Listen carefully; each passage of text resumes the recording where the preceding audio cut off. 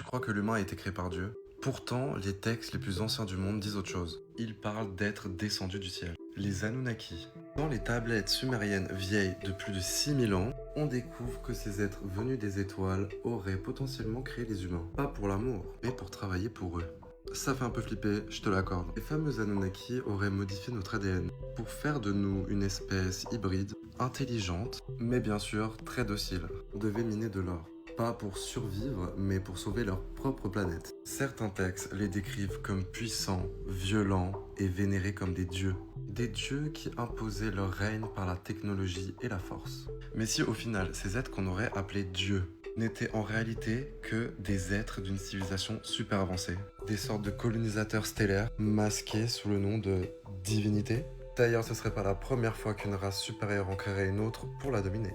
Mais voilà ce qu'on dit moins souvent, et c'est là que ça devient très intéressant. Certains récits parleraient d'Anunnaki beaucoup plus différents que de ceux qu'on a parlé au début de la vidéo. Moins intéressés par la domination, et peut-être même hostiles à ce système d'exploitation. Des êtres qui auraient voulu aider l'humanité à s'élever, à se libérer, et à comprendre ses origines profondes bien sûr.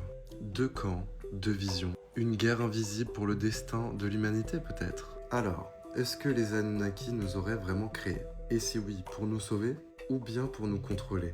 Je t'en parlerai plus en détail dans la partie 2, car si certains étaient des maîtres, sûrement que d'autres étaient des alliés. Alors n'hésite pas à me dire si t'avais déjà entendu parler d'eux, et surtout de ceux qui sont bienveillants. Abonne-toi!